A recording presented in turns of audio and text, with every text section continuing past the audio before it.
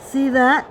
That's me. When she was 8. When I was 8, thank you, Rachel. And There's Justin holding Spency. oh, Yeah. who's that? Who? Well, that young woman is your mother. A long time ago. That's you, yeah. Yeah. And who's that? This is you and Spence at Storyland. Oh, yeah. With Humpty. That the guy? Humpty Dumpty. Dumpty, yeah. Fell.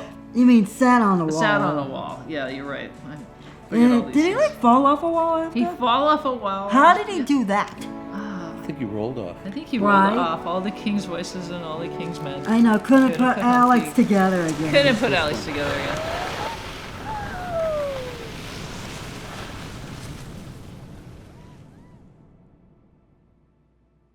Alex was, she's like 14 pounds. Just a tiny little baby. I was actually finishing up college part-time at that point, and everything stopped.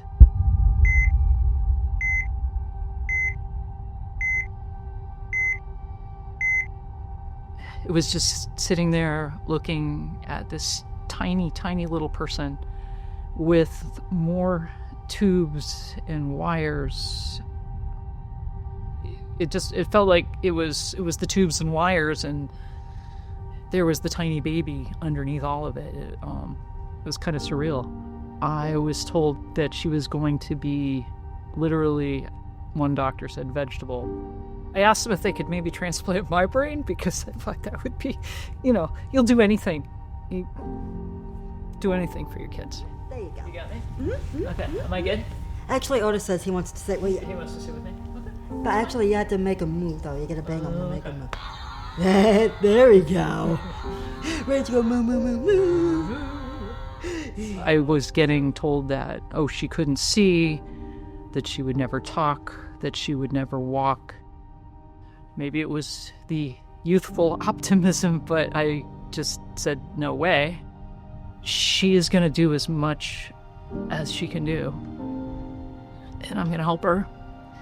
And there was this program that sounded like a path forward. Christmas. And then what happens? And then we have tons of snow and Skiing. skiing. Yay! Was in her, after she moved out of the ICU, was in the room, and on the TV in the room, an ad for Maine Handicap Skiing came on. Dear Les Otten, I wanted to write you about my son Scotty. He's 9 years old and has a very rare genetic disorder. Despite the challenges, he's the light of our lives. We got him involved with Maine Handicap Skiing, and it's been an incredible experience. Thank you for co-founding. I didn't ski. I'd been once, and it was a disaster. But I saw that, and I thought, well, okay. I don't know what she's going to be able to do, but she's going to do that.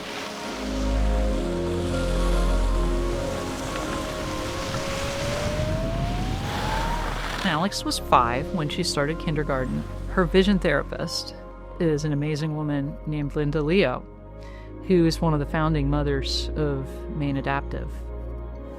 She was probably 5 or 6, and I had her in school, and then I talked to her mother, and I said, what about skiing?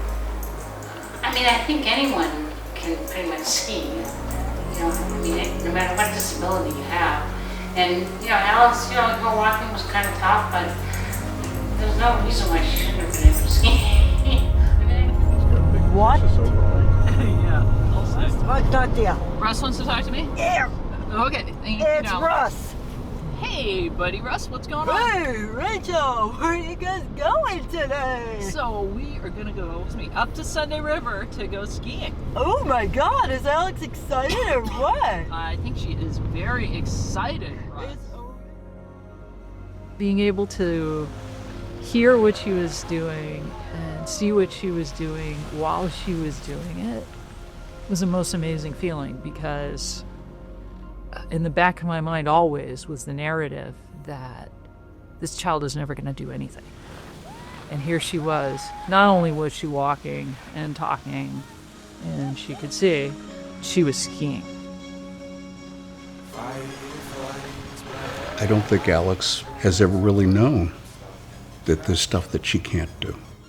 It changes the way that people see her, because there is this assumption sometimes that if you have a disability, that there's sort of this, there's less competence. And this challenges that assumption. Not only is there competence, but she can ski, and she is a solid stand-up skier. And what about in the winter? What's your favorite thing to do? You know that one, Rachael. But for those of us who don't know. Skiing. I like going skiing with Rachael every weekend. She tells people she skis, and it changes the way they look at her. Woo! Woo! It's pretty remarkable to realize that she is skiing. She's making her own turns. She's a dream to tether because she is actually skiing. I mean, it's just amazing how far she's come. I mean, she would just go slow, and I mean, they fly down the hill. Alice and her mom absolutely fly down the hill. It's amazing.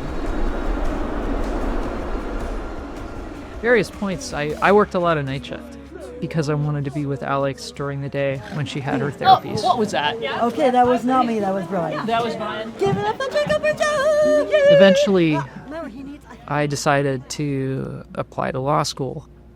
I thought, well, if she can do all of these things with literally half a brain, then maybe I should take whatever brain power I've been given and try to do more with it than what I was doing.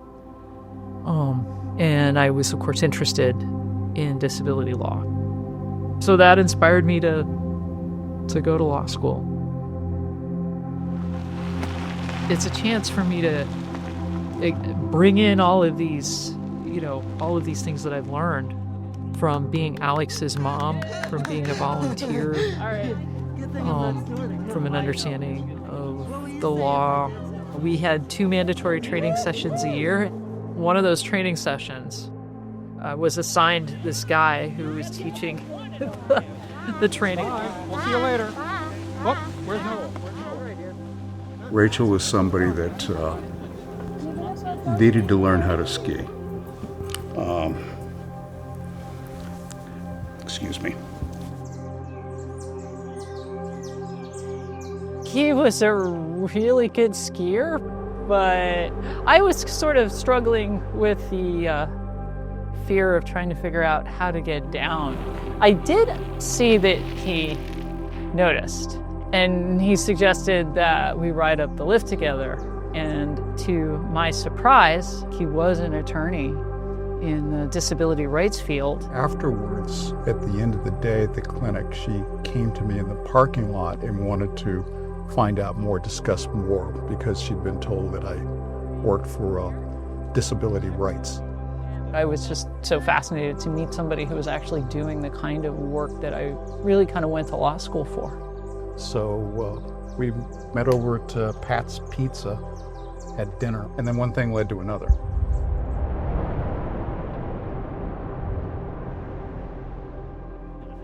Anytime I go anywhere, there are all these extra stops. I'll grab your skis, and then I have to think about getting into the place, making sure that the pathway is clear, making sure that I'm keeping an eye on her so she doesn't wander off with strangers, so that she can navigate safely in any space that she's in. Yeah, I end up feeling like a goalie, feeling like I have to anticipate everything. One of the great things about being at Maine Adaptive is we can just participate. If you have a visual impairment, if it's tough to navigate the world, getting out on skis is an opportunity to fly. Skiing is freedom. It's not helping them move through life or do something, but showing them how they can move. If you could tell your 24-year-old self in the hospital, we saw that commercial. What would you tell that version of yourself? This is your on-ramp to it's going to be okay.